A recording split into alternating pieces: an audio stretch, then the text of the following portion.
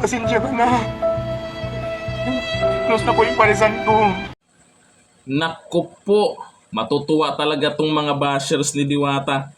Nakangiti hanggang tainga. Nagsara na ang Diwata Pares. Nako, daming natutuwa nito. Panalo na kayo. Oh, yan na yung hinihingi nyo dahil hindi daw magpa-picture si Diwata, lumaki na ang ulo, tapos di masarap yung Pares. Oh, masaya na kayo.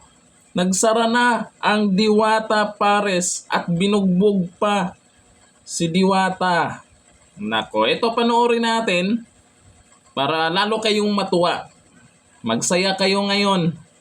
Itong video. Na po yung parisan ko. Anong nangyari sa'yo? Hinulda pa ko kagabi pag alis Teka, niyo. ba't si Tanggol yung nandyan? Ba't si Coco Martin yung kausap niya?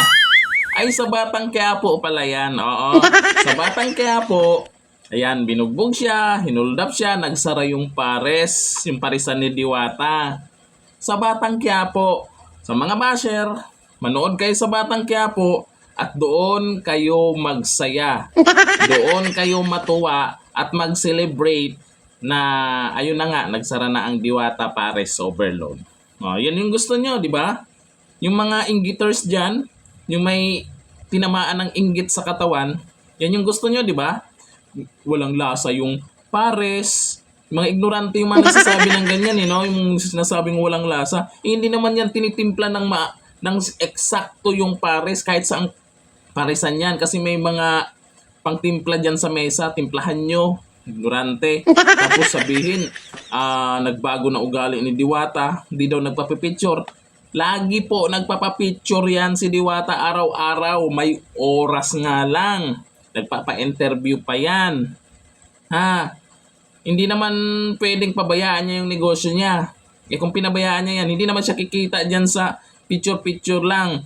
Kumikita siya dyan sa negosyo niya. O yung mga nagbigay, siyempre tanggapin niya. Inggit na naman kayo pag may mga nagbigay. Sana Na. O ayan. Manood kayo sa Batang Quiapo. Kasama dyan si Tanggol.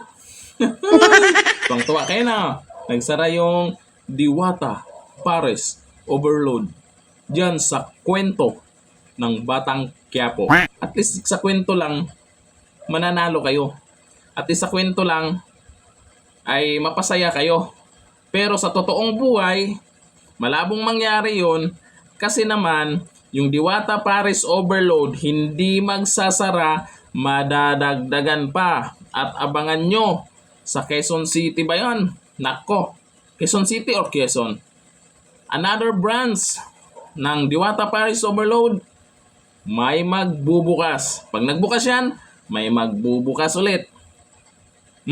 Tapos ngayon, anyari na. Nabitin ba yung kasiyahan nyo? Manood na lang kayo dyan para tuloy-tuloy yung kasiyahan nyo. Manood kayo sa Batang Quiapo. Oo. Hanggang dito na lang. Thank you. Bye-bye.